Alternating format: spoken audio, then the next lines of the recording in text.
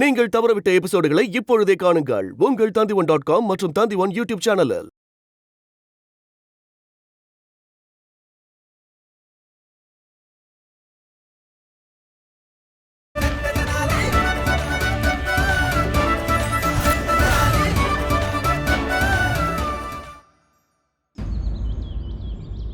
டம் டம் டும் டும் டம் டம் டும் டும் டம் டம் டும் டும் டம் டம் டும் டும். வணக்கம் மகாராஜா. பாபா, அரசவையில ஏதோ ஒரு முக்கியமான விஷயம் சொல்லணும்னு நினைச்சீங்களே? மகாராஜா, எனக்கு இப்பதான் ஞாபகம் வந்தது. அதனாலதான் இந்த தகவலை சொல்றதுக்கு மறுபடியும் வந்திருக்கேன். மகாராஜா, அன்னைக்கு ராத்திரி நான் பப்பாளி பழத்தை சாப்பிட்டேன்.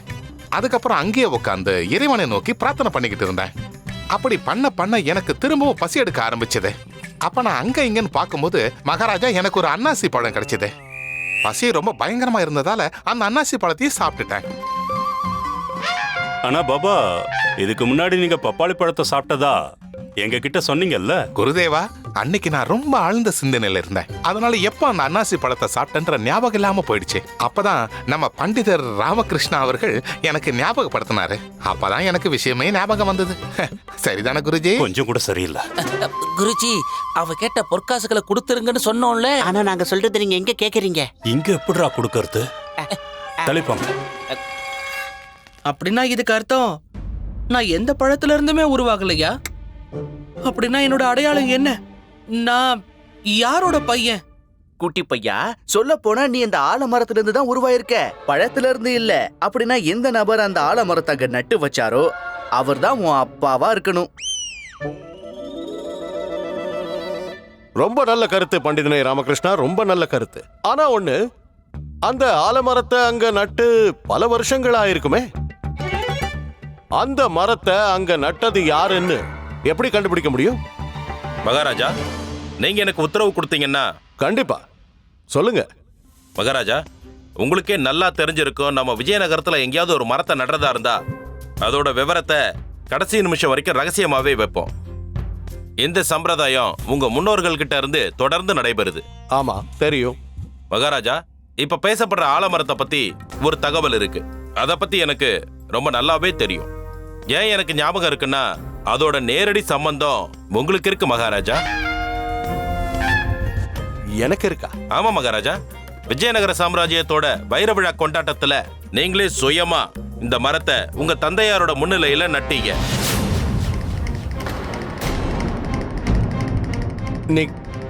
நீங்க என்ன சொல்றீங்க மகாமந்திரியாரே? உண்மையை சொல்ற மகாராஜா, இது ஏற்கனவே பதியப்பட்டிருக்கு. அப்படின்னா இதுக்கு என்ன அர்த்தம்? இந்த குட்டி பையன் மகாராஜாவோட புத்திரனா?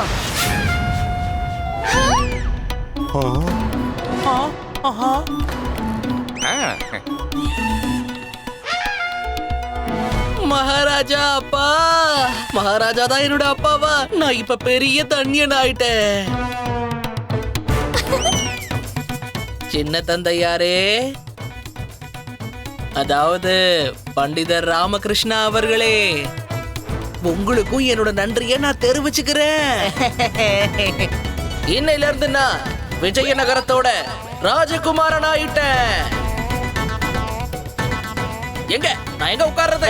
இங்க இல்ல, அங்க. யாரியாசனம் எங்க? இல்ல அங்க. டேய் தம்பி, அங்க மகாராஜா கிட்ட போ, அதுதான் உனக்கான இடம். போ போ போ. நீ அங்கேயே நில்லு, மேல வராத, கீழே இறங்கு. பண்டிதனே ராமகிருஷ்ணா, நீ என்ன சொல்லிட்டு இருக்க?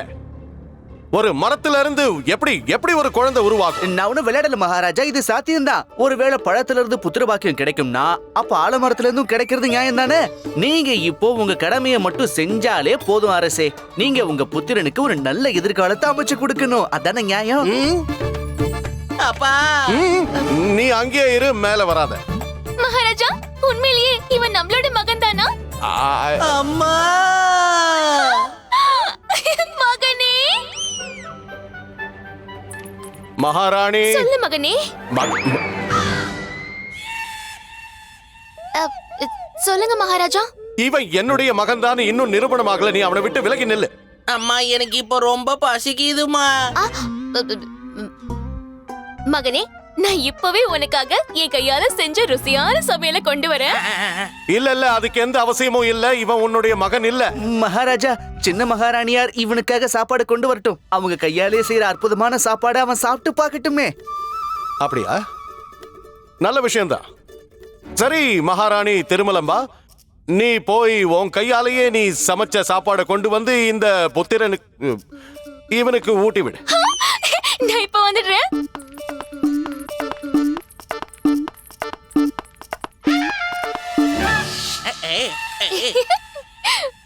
இது இது என்னதுமா?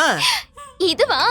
இது சேனக்கிழங்குல செஞ்ச அல்வா. சேனக்கிழங்குல அல்வாவா? போட்டுக்குமா, எனக்கு ரொம்ப பசிக்குது.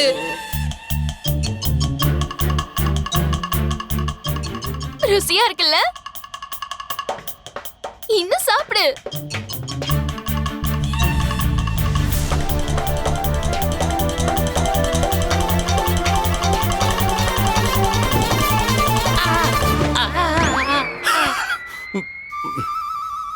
மகனே, மகனே என்னாச்சு உனக்கு? எழுந்திரு மகனே, எழுந்திரு.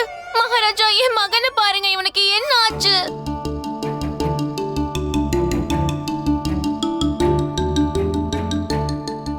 எழுந்திரு மகனே, எழுந்திருப்பா. மகனே,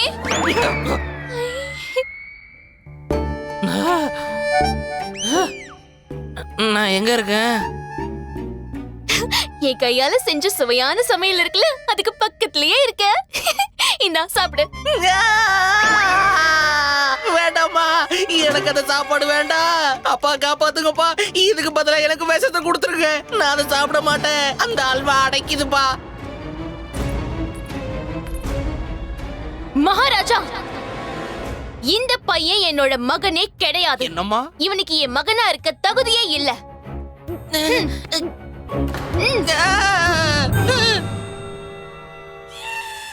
என் கையால சமைச்ச சாப்பாட்ட நீங்க எவ்வளவு பிரியமா சாப்பிடுவீங்க. ஆனா இந்த துஷ்ட பாலக. நானும் அதை தான் சொல்ல வந்த மகாராணி திருமலம்பா. இவன் உன்னுடைய மகன் கிடையாது. ஏன்னா நீ உன் கையால செய்யற விசேஷ உணவெல்லாம் ரொம்ப சுவையா இருக்குமே. ஆனா நான் ஆலமரத்துல இருந்து தானே உருவானேன். அப்படின்னா நான் உங்களோட பையன் தானே மகாராஜா. ஏய், நில்லு. போதும் போதும் இந்த விளையாட்டு. பண்டிதனை ராமகிருஷ்ணா, மகாராஜா, என்னுடைய விசேஷ ஆலோசகர் நீதானே? இப்ப இந்த பிரச்சனைக்கு நீயே ஒரு தீர்வை சொல்லு. சீக்கிரம், இது என்னுடைய உத்தரவு. உத்தரவு மகாராஜா. மகாராஜா, நான் இந்த பிரச்சனையை கொஞ்சம் கூர்ந்து கவனிச்சு பார்த்தேன். அதுக்கப்புறம் தான் எனக்கே தெரிஞ்சது, அன்னைக்கு நீங்க இந்த ஆலமரத்தை உங்களோட கையால சுயமா அங்க நட்டு வைக்கல. உண்மைதான், நான் நட்டு வைக்கல. ஆமா மகாராஜா. மகாராஜா, அந்த மரத்துக்கான விதையை போடும்போது நீங்க ரொம்ப சின்ன பையனா இருந்தீங்க. அந்த ஆலமரமும் ரொம்ப சின்னதா தான் இருந்தது. அதனால நீங்க அதை பராமரிக்கணுங்கிறதுக்காக அந்த இடத்தை பாதுகாத்துக்கிட்டு இருந்த ஒரு நபர்கிட்ட அந்த பொறுப்பை ஒப்படைச்சிட்டு வந்தீங்க. அவர் இப்பவும் அதை பராமரிக்கிறாரு. மகாராஜா, அந்த ஆலமரத்துடைய உண்மையான சொந்தக்காரர் யாருன்னா, அதை தன்னோட உழைப்பால இத்தனை வருஷம் பராமரிச்சவர் தான். மழை வெயில் புயல்னு பார்க்காம அந்த மரத்தை ஒவ்வொரு நாளும் அதை நல்லபடியா வளர்த்து கொண்டு வந்திருக்காரு. அதனுடைய பலனாதான் இன்னைக்கு அது பெரிய விருட்சமா வளர்ந்திருக்கு. இது என்னமோ உண்மைதான், நானும் ஒத்துக்கிறேன் மகாராஜா. அப்படின்னா என்னோட அப்பா யாருதான்? அத முதல்ல சொல்லுங்க. குட்டி பையா, யார் அந்த சின்ன செடியை நட்டு அதை பராமரிச்சு ஒரு பெரிய மரமா வளர்த்து விட்டாங்களோ அவங்க தான் உன் அப்பா. மகாராஜா, நான் இப்ப அந்த நபரை இந்த அரசவைக்குள்ள வரவழைக்கிறதுக்கு உங்ககிட்ட அனுமதி கேட்கிறேன். சீக்கிரம், உடனடியா அவரை இங்க வர சொல்லுங்க.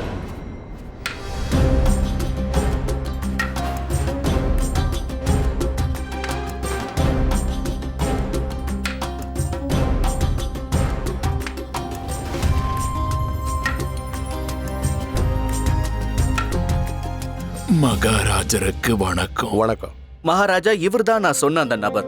இவர் அந்த சுடுகாட்டை பராமரிக்கிறது மட்டும் இல்லாம அங்கேயே தங்கி இருக்காரு. இவர்தான் தன்னுடைய உழைப்பால அந்த சின்ன செடியை இன்னைக்கு பெரிய விருட்சமா வளர்த்திருக்காரு. குட்டி பையா, கொஞ்ச நேரத்துக்கு முன்னாடி நீ உன்னோட அடையாளம் என்ன, உன் அப்பா யாருன்னு கேட்டுட்டு இருந்தியே. நீ கேட்ட அந்த அப்பா இவர்தான் தம்பி. போப்பா போ, அவர் பாதங்களை தொட்டு ஆசீர்வாதம் வாங்கிக்க போ.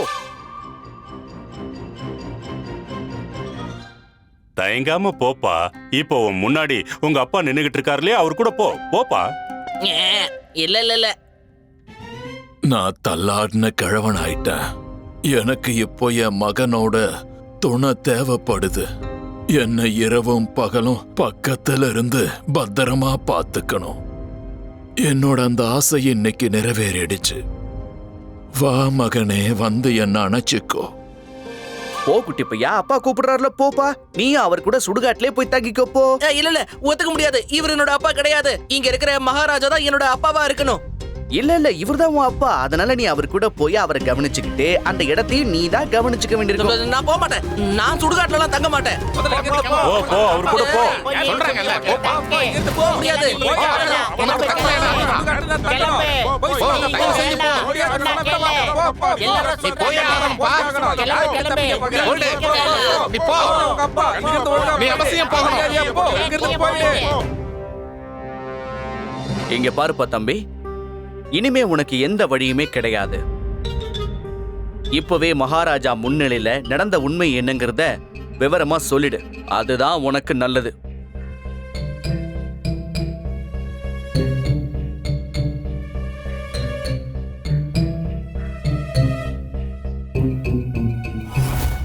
உண்மை என்னன்னா மகாராஜா, நான் பண்டிதர் ராமகிருஷ்ணாவோட மகனும் இல்ல, தாத்தாச்சாரியாரோட மகனும் இல்ல, உங்களோட மகனும் இல்ல, அப்புறம் இங்க நிக்கிறாரே அவரோட மகனும் இல்ல. நீங்க 4 பேருமே என்னோட அப்பா கிடையாது. நான் எந்த பழத்துல இருந்தும் எந்த மரத்துல இருந்தும் உருவாகல. இதெல்லாம் நான் போட்ட ஒரு சின்ன நாடகம் தான்.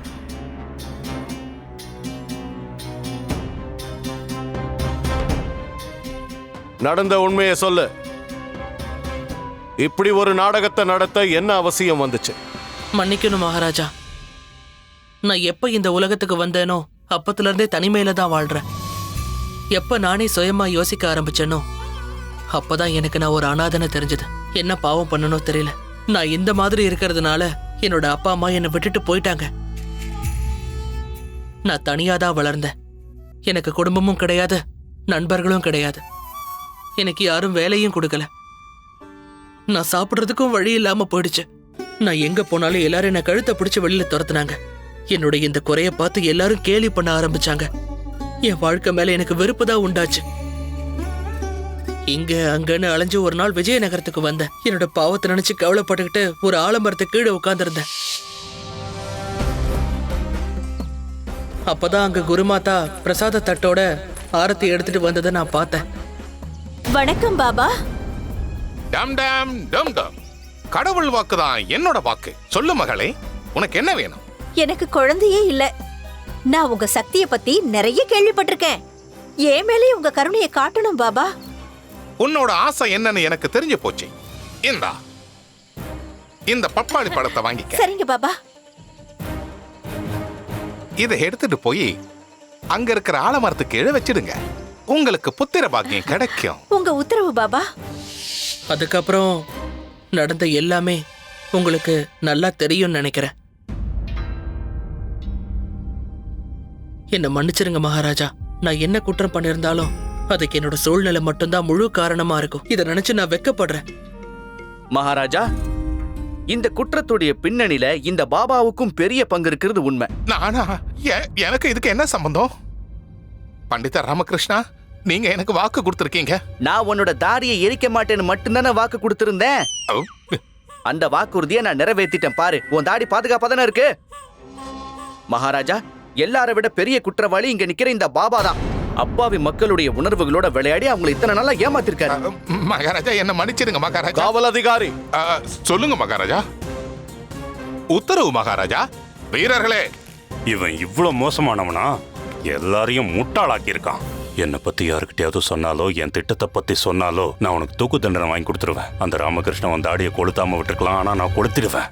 வீரர்களை இவனை இழுத்துட்டு போங்க. மகாராஜாவோட உத்தரவை உடனே நிறைவேற்றுங்க. பண்டிதனே ராமகிருஷ்ணா, இந்த பெரிய மனுஷனை என்ன பண்ணலான்னு நீயே சொல்லிடு. அந்த முடிவை நீயே எடு.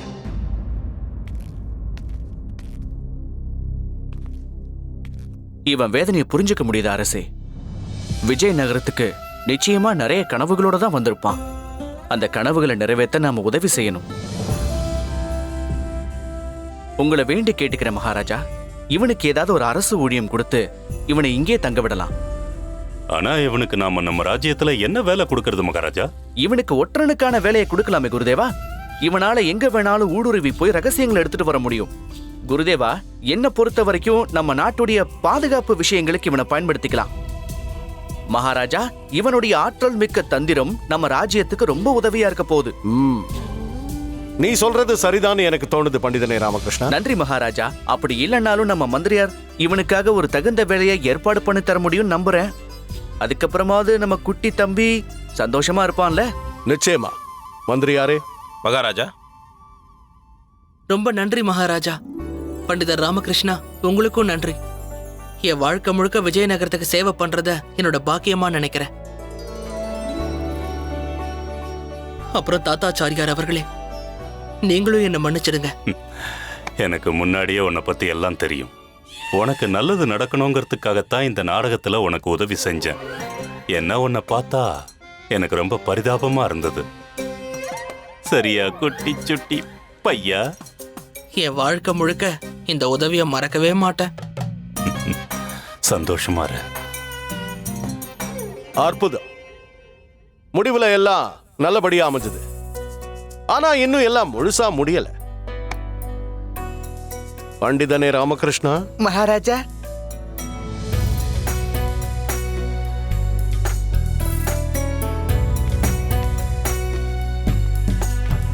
என்ன இன்னொரு பரிசு கொடுக்க போறாரா என்ன? இருக்கலாம் குருஜி. மகாராஜா, பண்டிதனே ராமகிருஷ்ணா, நீ சின்ன மகாராணி கிட்ட விசேஷமான உணவை சமைச்சிட்டு வர சொன்னதுக்கு அவசியம் என்ன? அவசியம் இருந்துச்சு மகாராஜா. பிரச்சனையை ஒரு முடிவுக்கு கொண்டு வரதுக்கு அவங்க உதவி தேவைப்பட்டுச்சு. நீ சின்ன மகாராணியோட சமையல் கலைய கிண்டல் பண்ணலையே? ஐயோ இல்ல அரசே, கண்டிப்பா இல்ல. சிவ சிவ சிவ சிவா, நிச்சயமா இல்ல. இல்ல, எனக்கு என்னமோ அப்படி தோணுச்சு பண்டிதனே ராமகிருஷ்ணா. அதனாலதான் நான் என்ன முடிவெடுத்திருக்கேன்னா, உனக்கு தண்டனை உண்டு. அதுக்கு நீ தகுதியானவன் தான். நீ நிச்சயமா தப்பு பண்ணிருக்க. அதனால உன்னுடைய தண்டனை என்னன்னா, இன்னைக்கு ராத்திரி நீ என் கூட சேர்ந்து சாப்பிட்டாகணும். சரிங்க நீ மகாராஜா. உன்னோட வீட்ல இருந்து உணவை கொண்டு வா, அத நான் சாப்பிடுவேன். சரிங்க அரசே. அப்புறம் நீ சின்ன மகாராணி கையால சமைச்ச சில பல விசேஷமான உணவு எல்லாத்தையும் சாப்பிட போற. வேண்டாம் வேண்டாம் வேண்டாம் வேண்டாம் வேண்டாம். வேற வழியே இல்ல ராமகிருஷ்ணா. இன்னைக்கு ராத்திரி உனக்கு தீபாவளி தான். யா தேவி சர்வபூதேஷு சிருஷ்டி ரூபேண சம்ஸ்திதா நமஸ்தஸ்யை நமஸ்தஸ்யை நமஸ்தஸ்யை நமோ நமஹ.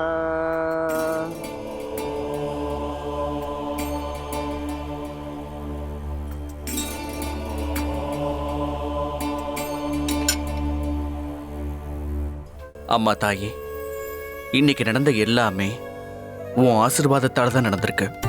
உன் கிருபையால தான் நான் இன்னும் நிலைச்சிருக்கேன். உன்னுடைய ஆசீர்வாதம் கடைசி வரைக்கும் எனக்கு என்னைக்கும் துணையா இருக்கணும்.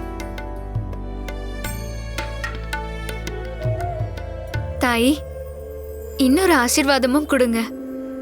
இவனுக்கு எப்பவுமே ஏதாவது ஒரு விஷயத்துல போய் மூக்க நுழைக்கிறதே வேலையா போச்சு. தினமும் இவன் வீட்டுக்கு திரும்பி வரும்போது எந்த ஒரு பிரச்சனையோடையும் வரவே கூடாது. அடிக்கடி வாரத்துக்கு ஒரு தடவை தர்பார்ல இருந்து இவனை வெளியே துரத்தவே கூடாது. சாரதா, குரல் மட்டும்தான் என்னோடது, பிரார்த்தனை அம்மாவோடது தானே. என்ன பெற்றெடுத்த அம்மா, குறைஞ்சபட்சம் அம்மனுக்கு முன்னாடியாவது என் மானத்தை வாங்காம இருமா. அம்மன் தாய்க்கு எல்லாமே தெரியும். அவங்க எல்லாத்தையும் பார்த்துப்பாங்க. நீங்க கொஞ்சம் அமைதியா இருப்பீங்களா? காளிமாதா, என் குடும்பத்துல எனக்கு மரியாதை கிடைக்கணும். இந்த வேண்டுதல் எப்பதான் நிறைவேற போகுதோ.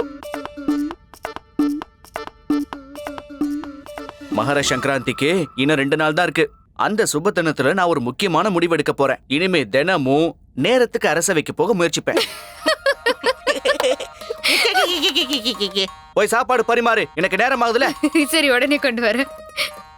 அம்மா தாயே, உன் மகனோட மானத்தை காத்துல பறக்க விடுறத விட்டுட்டு கொஞ்சம் ஜெப மாலையில கவனம் செலுத்து. அப்பதான் உன் மகனுக்கு வர ஆபத்துக்கள் எல்லாம் தானா விலகி போகும். எடுத்துக்கோங்க. ஏய், இப்பதானே இனிமே நான் நேரத்துக்கு தர்பாருக்கு போறேன்னு வாக்குறுதி கொடுத்தேன். அப்புறம் ஏன் தடி எடுக்க சொல்ற நீ? இந்தாங்க சாப்பாடு எடுத்துக்கோங்கன்னு சொன்னேன். இல்லன்னா அம்மா தடி எடுத்துருவாங்க. நான் போயிடுறேன். லாமா, திரும்பி வரும்போது என் கொத்துமணியை வாங்கிட்டு வா. சரி சரி.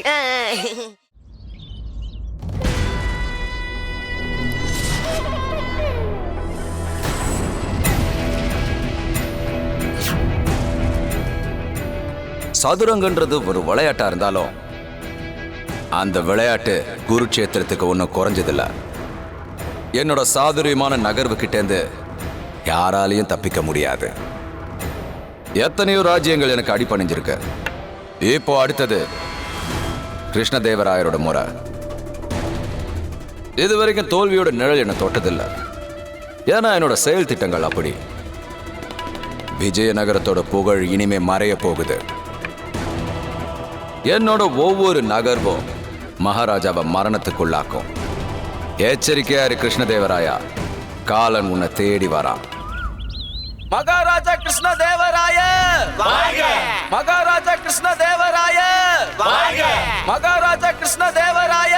மகாராஜா இன்னைக்கு மகாராணிகளோட தர்பாருக்கு வந்திருக்காரு. ஏதாவது முக்கியமான விஷயமா? எனக்கும் ஆச்சரியமா தான் இருக்கு பண்டிதர் ராமகிருஷ்ணா. நீங்க நினைக்கிறது தான் நானும் நினைச்சுக்கிட்டு இருக்கேன். மகாராஜா கிருஷ்ணதேவராய மகாராஜா கிருஷ்ணதேவராய மகாராஜா கிருஷ்ணதேவராய.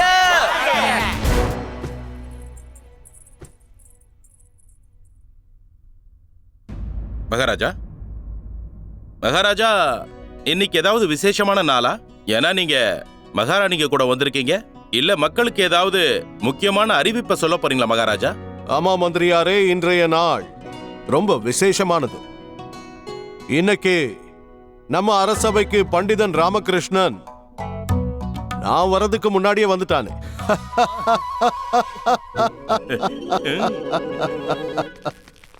பாத்தீங்களா பாத்தீங்களா குருஜி, இன்னைக்கு அந்த பண்டிதர் ராமகிருஷ்ண அரசவைக்கு ரொம்ப சீக்கிரமா வந்துட்டானாமா. இந்த சாதாரண விஷயத்த மகாராஜா பெரிய விஷயமா பேசிக்கிட்டு இருக்காரு பாத்தீங்களா? இதுக்காகவும் பண்டிதர் ராமகிருஷ்ணனுக்கு மகாராஜா பரிசு கொடுப்பாரு என்னமோ. ஏன் குருஜி, அந்த பண்டிதர் ராமகிருஷ்ணா பரிசுக்கு மேல பரிசா வாங்கி குமிச்சுக்கிட்டே இருக்கா. ஆனா உங்களுக்கு கடைசியில ஒண்ணுமே இல்ல, வெறும் குடிமிதான்.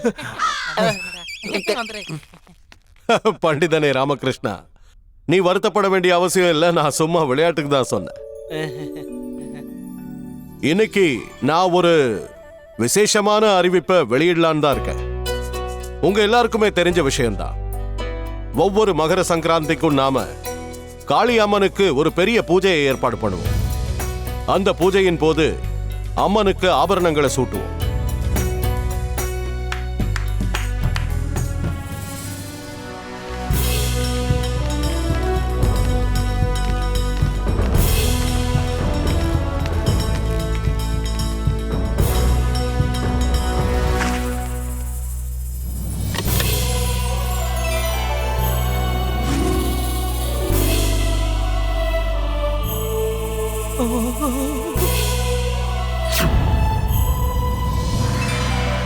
இந்த விலை மதிப்பில்லாத ஆபரணங்கள் காலகாலமா எங்க முன்னோர்கள் காலத்துல இருந்து நம்ம ராஜ்யத்தோட கௌரவமா விளங்கும். இது அம்மனோட ஆசீர்வாதம் தான். என்ன குருதேவா? ஆமா மகாராஜா, உண்மைதான். ஆமா, அதே மாதிரி ஒவ்வொரு வருஷமும் நான் இந்த ஆபரணங்களை அம்மனுக்கு அர்ப்பணிப்பேன். நம்முடைய மூத்த ஆச்சாரியரான சண்முகானந்தம் நேரடியா வந்து இந்த ஆபரண பெட்டிய தன்னுடைய தலையில சுமந்துக்கிட்டு நடைபாதையாவே கோயிலுக்கு போவாரு. அதுக்கப்புறம் அங்க மகா பூஜைக்கு ஏற்பாடு பண்ணுவார். ஆனா இந்த வருஷம் அது சாத்தியம் இல்லை. ஏதோ ஒரு காரணத்துக்காக ஆச்சாரியர் சண்முகானந்தத்தால இங்க வர முடியாம போயிடுச்சு. மன்னிக்கணும் மகாராஜா. காலங்காலமா பின்பற்றி வர சம்பிரதாயங்களையும் சடங்குகளையும் நாம எப்படி நிறுத்த முடியும்? ஒருவேளை சண்முகானந்தா அவர்கள் வரலன்னா அம்மனுடைய ஆபரணங்களை கோயில் வரைக்கும் யார் எடுத்துட்டு போறது? நீங்க தான் குருதேவா. இந்த காரியத்தை செஞ்சு முடிக்க உங்களை தவிர நம்ம ராஜ்யத்துல வேற யாரு இருக்காங்க? என்னுடைய ஆசை என்னன்னா, நீங்க இந்த ஆபரண பெட்டியை உங்க தலையில தூக்கிக்கிட்டு இந்த வருஷம் நீங்களே நடைபாதையா அந்த கோயிலுக்கு போகணும். அதுக்கப்புறம் நீங்களே அந்த மகா பூஜைக்கு ஏற்பாடும் பண்ணணும். நானும் என்னுடைய மகாராணிகளும் உங்க கூட அந்த கோவில் வரைக்கும் நடந்தே வருவோம். அது மட்டும் இல்லாம பாரம்பரியமா மகா பூஜைக்கு அப்புறம் கிடைக்க போற தட்சணைகள் எல்லாத்தையும் இந்த வருஷம் நீங்க தான் ஏத்துக்கணும் குருதேவா. இது பொறுத்து விடலாம். குருஜி குருஜி, இவ்வளவு நாளா நீங்க எந்த பொண்ணான வாய்ப்புக்காக காத்திருந்தீங்களோ அது இப்ப அமைஞ்சிருச்சு. விட்டுடாதீங்க, இந்த வாய்ப்பை விட்டுடாதீங்க. இந்த வாய்ப்பை நழுவ விட்டுறாதீங்க. கண்டிப்பா கண்டிப்பா இந்த வாய்ப்பை நான் கண்டிப்பா விடவே மாட்டேன்.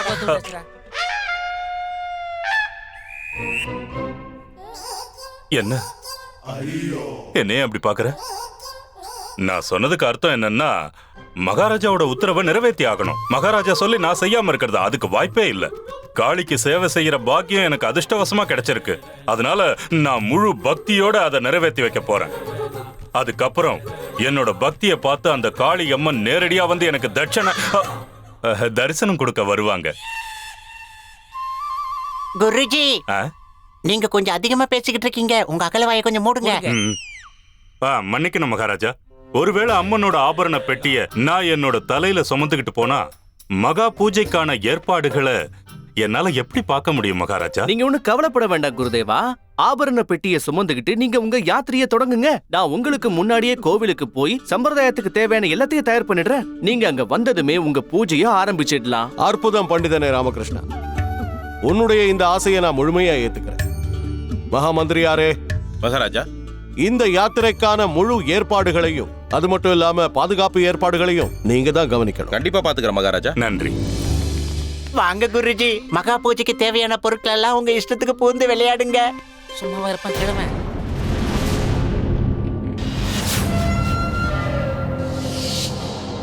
மகர சங்கராந்தி அன்னைக்கு காளியம்மனுக்கு மகா பூஜை நடக்க போகுது. அப்ப ஆபரணங்களை கோவிலுக்கு எடுத்துட்டு போவாங்க. எனக்கு நல்லா தெரியும். இந்த உத்தரவை நமக்கு யார் பிறப்பிச்சாங்கன்னு உனக்கு நல்லா தெரியும்ல. அதனால எக்காரணத்தை கொண்டும் எந்த தப்பு நடக்கக்கூடாது.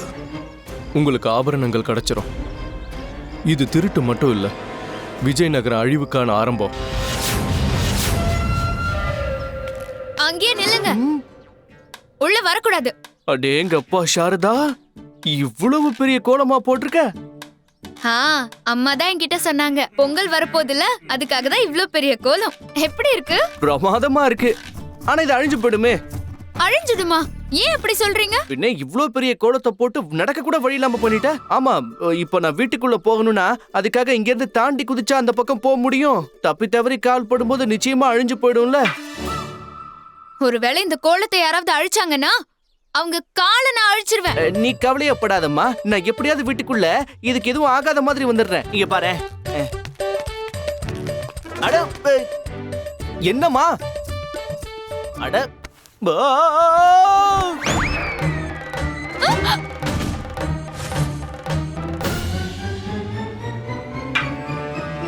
பூமி மாதாக்கு வணக்கம் சொல்லுங்க. வணக்கமா? வணக்கம் சொல்றதோட மட்டும் இல்லாம சாஷ்டாங்கமா விழுந்து வணங்கிக்கிட்டு இருக்கேனே. பூமி மாதாவுக்கு என் வணக்கங்கள். அப்புறம் அம்மா, எனக்கு பயங்கரமா பசிக்குது. என்ன ஏன் வீட்டுக்குள்ளே நுழைய விடாம பண்ணா எப்படி? இப்ப நான் என்ன பண்ணுவேன்? அதெல்லாம் முடியாது. சங்கராந்தி பண்டிகை முழுசா முடியற வரைக்கும் இங்க வர வேண்டிய அவசியமே கிடையாது. நீ வெளியவே இருந்து வெளியவே குளிச்சு வெளியவே சாப்பிட்டுக்கோ. அது வரைக்கும் நீங்க உள்ளவே வரவே கூடாதான். சாரதா, புரிஞ்சுக்கமா, நான் கோவிலுக்கு போய் மகா பூஜைக்கான ஏற்பாடெல்லாம் வேற செய்ய வேண்டியிருக்கு. இப்போ என்ன உள்ள வர விடலன்னா எப்படி? நான் முதல்ல சாப்பிட்டுட்டு போயிடுறேனே.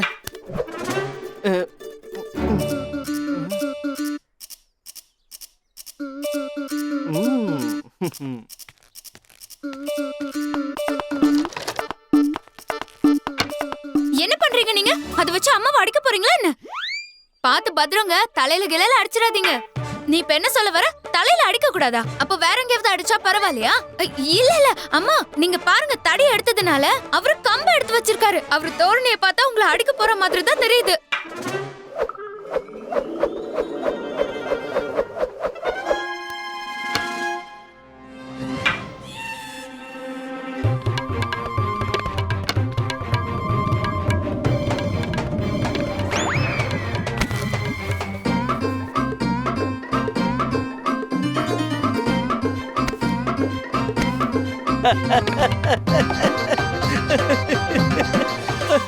பார்த்தலமா, நான் வீட்டுக்குள்ள வந்துட்டேன். உன் கோலத்துக்கு ஒண்ணும் ஆகல. அதே மாதிரி எனக்கும் பூமழையால வரவேற்பு கிடைச்சிருக்கு. ஆஹா, நீங்க எவ்வளவு அற்புதமா தாண்டி வந்தீங்க தெரியுமா? குண்டப்பா, வீட்டு வாசல்ல பெரிய கோலம் போட்டிருக்காங்க. அதனால பண்டிகை முடியற வரைக்கும் நீ வீட்டுக்குள்ள இருந்து வெளியில இருந்து உள்ளேயோ வரவே கூடாது. வீட்டுக்குள்ளே அடக்க உடக்கமா உட்கார்ந்துருக்கணும், சரியா? அதனால என்ன, நான் வீட்டுக்கு வெளியில 10 தடவை வந்துட்டேன், வீட்டுக்குள்ளேயே 10 தடவை வந்துட்டேன். நான் இப்பவும் வீட்டுக்கு வெளியே தான் போயிட்டு இருக்கேன். என்னது? ஒன்னால மட்டும் எப்படி கோலத்தை கெடுக்காம உள்ளேயும் வெளியிலயும் போயிட்டு வர முடியுது சொல்லு? ஒரு நிமிஷம்.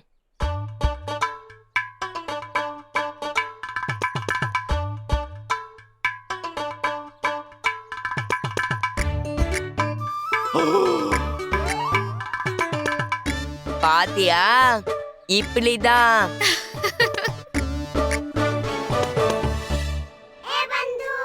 என்ன ராமா, நீ மட்டும் தான் புத்திசாலி நினைச்சியா? பெரிய இவன் மாதிரி வித்தையெல்லாம் காட்டுன? உன்னை விட பெரிய கெட்டிக்காரத்தானோ இந்த குண்டப்பாக்கு தான் இருக்கு. வாய் மூடு. அப்பப்ப இந்த மாதிரி இன்ப அதிர்ச்சி எல்லாம் கிடைக்கதான் செய்யும். போது, ரொம்ப சமாளிக்காத. நான் சும்மா சாரதாவுக்கு என்னோட திறமை என்னங்கறத காட்ட முயற்சி பண்ணேன்.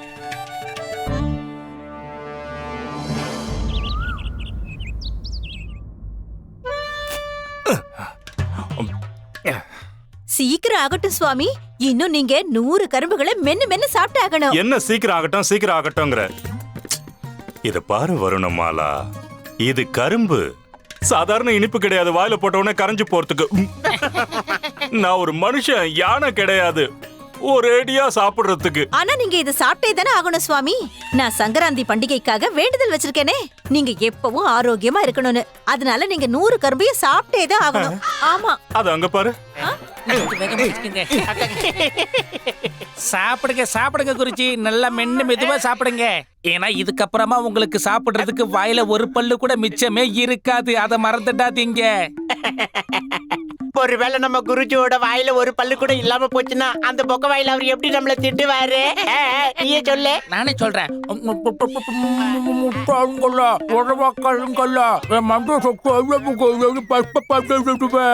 ஏய், இவ்வளவு நல்லா எல்லாம் பண்ண மாட்டாரு. இப்ப நான் பண்றேன் பாரு. அதே கனி மண்ணு, இங்க கொஞ்சம் வாங்கடா. இங்க வாயேன், வா. டேய் முட்டாளுங்களா, முதல்ல இதை யோசிங்கடா.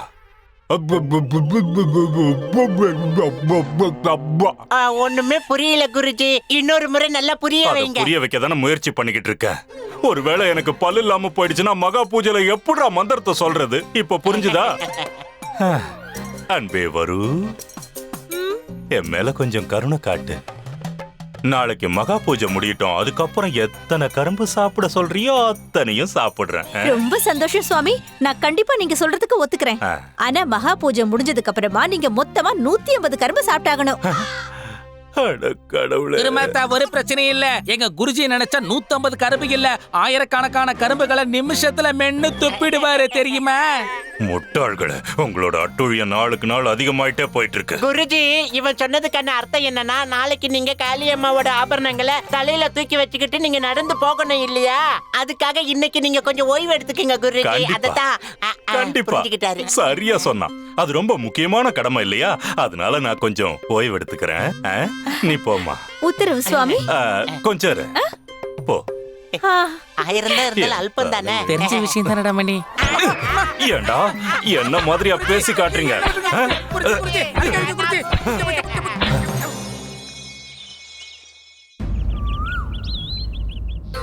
ஜெய் மகாகாளி, ஜெய் மகாகாளி, ஜெய் மகாகாளி, ஜெய் மகாகாளி, ஜெய் மகாகாளி, ஜெய் மகாகாளி, ஜெய் மகாகாளி, ஜெய் மகாகாளி, ஜெய் மகாகாளி, ஜெய் மகாகாளி, ஜெய் மகாகாளி, ஜெய் மகாகாளி. குருதேவா, உங்களை பார்க்கும்போது நீங்க ரொம்ப களைச்சு போன மாதிரி எனக்கு தெரியுது. கனி, நம்ம குருஜிக்கு தான் இந்த மாதிரி வேலை எல்லாம் செஞ்சு பழக்கமே இல்ல. மன்னிச்சுக்கிங்க குருவே. ஆனா குருஜி, நீங்க இன்னைக்கு எவ்வளவு முயற்சி பண்ணாலும் எங்களை அடிக்கவே முடியாது, தெரியுமா? எப்படிடா அடிப்பாரு? குருஜியால தான் 2 கையும் விடவே முடியாது. குருஜி வேணும்னே எங்க 2 பேரும் அடிச்சதை நீங்க மனசுக்குள்ள கற்பனை பண்ணிக்கங்க. ஆனா நாங்க அடிவாங்க தயாரா தான் இருக்கோம். என்ன பண்றது? வேணும்னே எங்க கணத்துல அடிச்சுதான் பாருங்க. முட்டாளுங்களா, வாய் மூடிட்டு வாங்க. என்னோட மந்திர சக்தியால கூட உங்களை அடிக்க முடியும்டா. குருஜி, இந்த ரணகலத்துல கூட பொய் சொல்றதை விடவே மாட்டீங்களா? அடிங்க பார்க்கலாம். காட்டவா? காட்டுங்க காட்டுங்க. ஜெய் மகாகாளி. இப்போ அதுக்கான நேரம் என்கிட்ட இல்ல. நம்ம குருஜிக்கு இப்போதைக்கு ஓய்வு தேவை, அப்படித்தானே குருஜி? ஆனா உங்களால இப்ப ஓய்வு எடுக்க முடியாது. அப்படி எடுத்தா அது அபசகுணம் ஆயிரும் இல்ல. நடைய கட்டுங்க. கோயிலுக்கு இன்னும் எவ்வளவு தூரங்க போகணும் சொல்லுங்க. இதோ இன்னும் 2 மைல் தூரம், அவ்வளவுதான். என்னாச்சு குருதேவா? ஏதாவது பிரச்சனையா? பிரச்சனை என்னன்னு கேக்குறீங்களா மகாராஜா? எனக்கு ஒரு பிரச்சனையும் இல்ல. அம்மனுக்கு சேவை செய்யறதுல என்ன பிரச்சனை இருக்க போகுது? நான் நல்லா தான் இருக்கேன் மகாராஜா. குருஜி, இப்படி ஆமா மாதிரி நடக்காம கொஞ்சம் வேகமா நடங்க. அங்க பண்டிதர் ராமகிருஷ்ணன் உங்களுக்காக காத்துக்கிட்டு இருப்பாரு, மறந்துட்டீங்களா? அதை சரியா எடுத்து வைங்க. அலங்காரம்லாம் ரொம்ப அழகா தெரியணும்.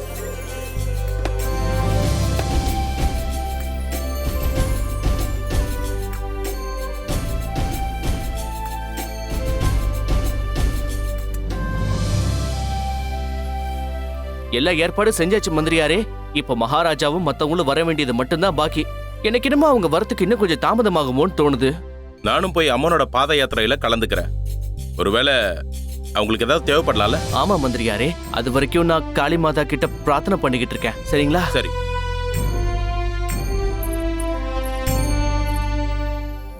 அம்மா, இன்னைக்கு உனக்கு சேவை செய்ய ஒரு சந்தர்ப்பம் கிடைச்சிருக்கு. இதை நான் என்னோட பாக்கியமா கருதுறேன். இந்த நாள் என் வாழ்க்கையில மறக்க முடியாத ஒரு நாள்.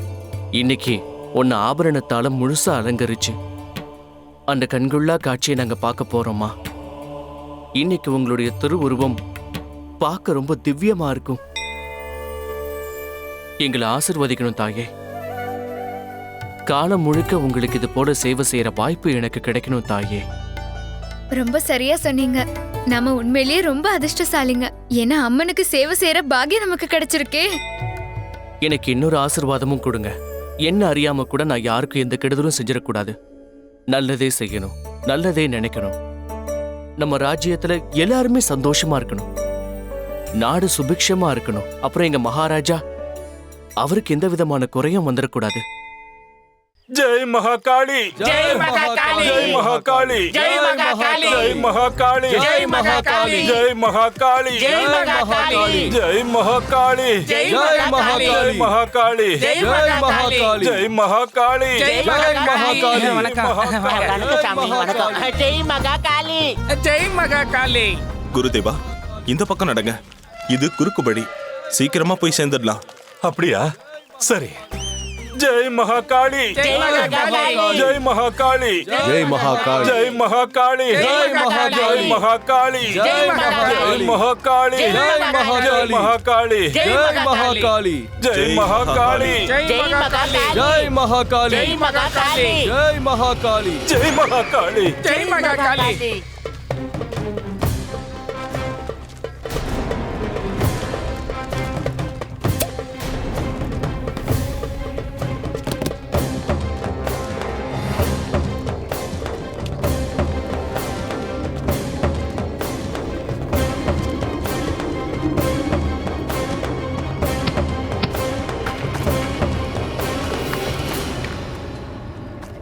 மந்திரியாரே, இந்த புகை எங்க இருந்து வருது? அதான் தெரியல மகாராஜா.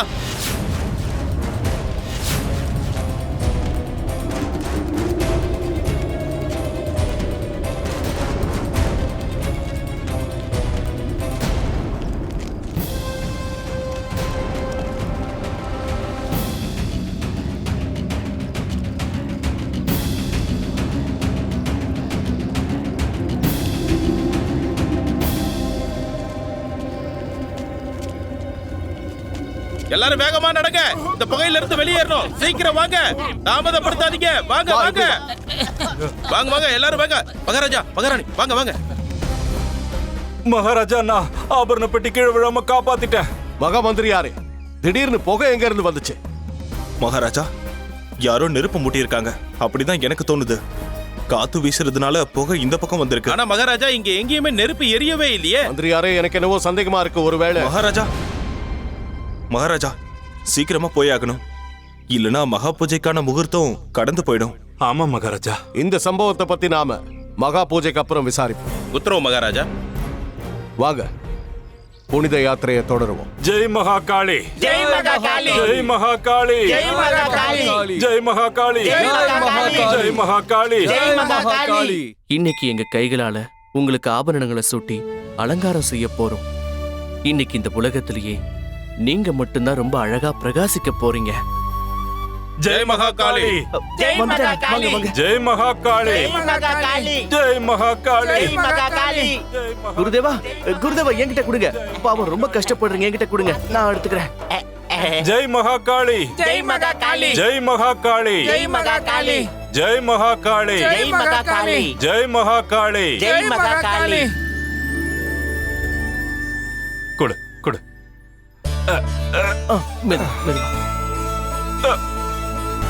பார்த்து. இப்ப முதல்ல அம்மனோட ஆபரணங்களை இந்த பெட்டில இருந்து எடுத்து ஒரு தாம்பூல தட்டுல வைக்கணும். அதுக்கப்புறம் அந்த ஆபரணங்களுக்கு பூஜை பண்ணணும். அத நான் பண்றேன். சரி குருதேவா, அனுமதி கொடுங்க அரசே.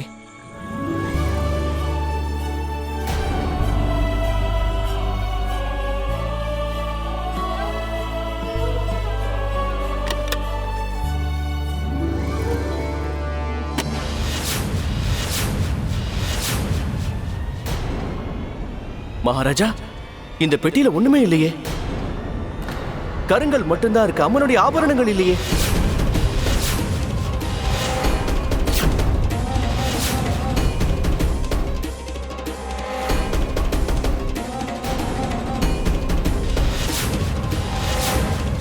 திருட்டு நடந்திருக்கு.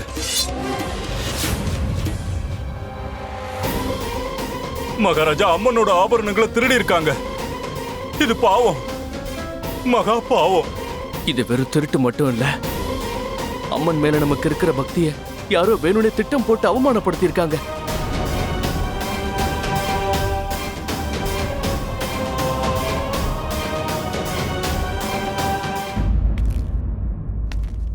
அம்மனுடைய ஆபரணங்கள் எப்படி திருடு போச்சு?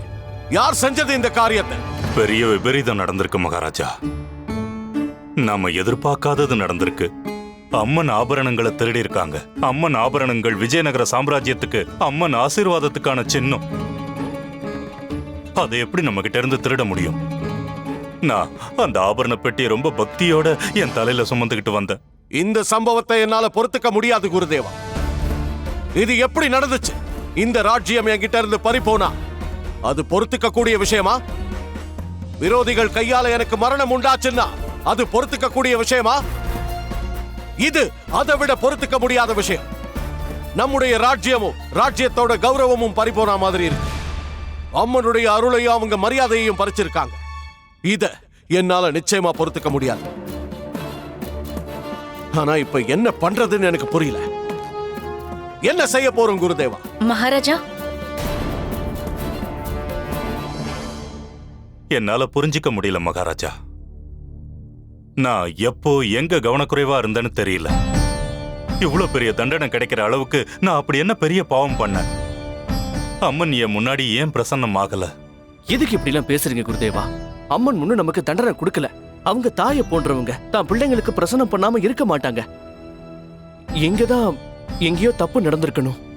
அப்படிதான் ஆபரணங்கள் திருடு போயிருக்கு. ஆனா இது எப்படி சாத்தியம்? எப்படி சாத்தியமாகும் பண்டித ராமகிருஷ்ணா? ஆபரண பெட்டி என் தலைமையில தான் இருந்தது. அதை திறந்து அதுல இருந்து எப்படி ஆபரணங்களை வெளியே எடுக்க முடியும்? அது கடைசி வரைக்கும் என்கிட்ட தான் இருந்தது.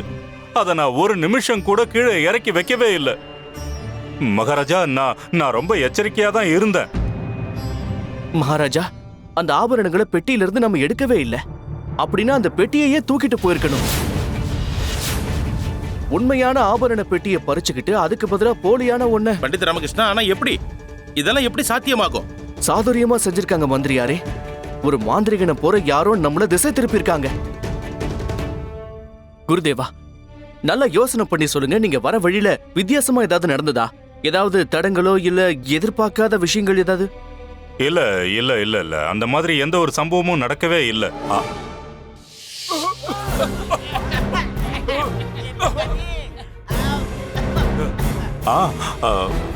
ஒரு இடத்த நெருங்கினப்போ அங்க ஒரே புகை மண்டலமா இருந்தது. ஒரு இடத்துல திடீர்னு புகை உண்டாச்சு. ஆனா எங்கேயுமே தீ பிடிச்சதுக்கான தடயம் இல்லை. அந்த நேரத்துல எனக்கும் சந்தேகமா இருந்துச்சு. ஏன்னா நெருப்பே இல்லாம புகை எங்க இருந்து வரும்? மகாராஜா, இந்த சம்பவம் நடந்ததே, அது நடந்த இடம் உங்களுக்கு தெரியுமா? ஆமா பண்டித ராமகிருஷ்ணா, தாமதமாக கூடாது. நாங்க வேற வழியில வந்தோம். வேற ஒரு வழியா? கோவிலுக்கு நேர் வழியில வராம எதுக்கு அந்த குறுக்கு வழியில வந்தீங்க? ஒரு குறுக்கு வழி இருக்குன்னு காவலாளி சோமையா தான் சொன்னான். அந்த வழியில போனா சீக்கிரமா போயிடலான்னு சொன்னான்.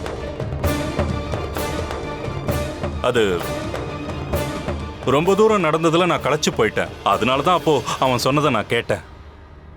இல்ல குருதேவா, இல்ல. நீங்க களைச்சு போயிருந்தாலும் இல்லனாலும் கண்டிப்பா அந்த வழியில தான் போக வேண்டியதா இருக்கும். இதுல உங்க தப்பு எதுவுமே இல்ல. இப்பதான் எல்லா விஷயமும் தெளிவா புரியுது. அப்படின்னா நீங்க என்ன சொல்ல வரீங்க பண்டிதர் ராமகிருஷ்ணா? அந்த சோமையா தான். மந்திரியாரே, நம்ம படை வீரர்கள் கிட்ட ஒரு வித்தியாசமான குண்டு இருக்கும். அதை தூக்கி வீசினா வெடிக்கிறதுக்கு பதிலா நிறைய புகைதான் வரும். எதிரிகளை திசை திருப்புறதுக்காக அந்த நுட்பத்தை கையாளுவாங்க. ஆமா, கண்டிப்பா அது உண்மைதான். ஆனா அப்படிப்பட்டது சாதாரண வீரர்கள் கிட்ட இருக்காதே. அதை வச்சுக்கிறதுக்கான தகுதி ஏதாவது முக்கியமான பதவியில் இருக்கிற ஒரு அதிகாரி கிட்ட மட்டும்தான் இருக்கும். ஆமா பண்டிதர் ராமகிருஷ்ணா, கண்டிப்பா அது பெரிய பொறுப்பு வகிக்கிறவங்க கிட்ட மட்டும்தான் இருக்கும். அப்படின்னா சோமையா, சோமையா எங்க இருக்கா?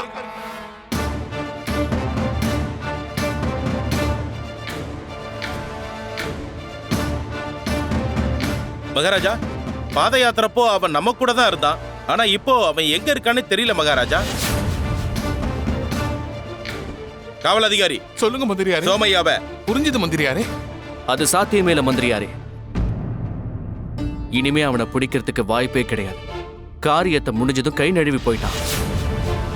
மகாராஜா, நம்ம ராஜ்யத்திலிருந்து வெளியேற எல்லா எல்லை பகுதிகளிலையும் வீரர்களை எச்சரிக்கையா இருக்க சொல்றேன். அவன் கண்டிப்பா நம்ம எல்லையை விட்டு தப்பிக்கவே முடியாது மகாராஜா.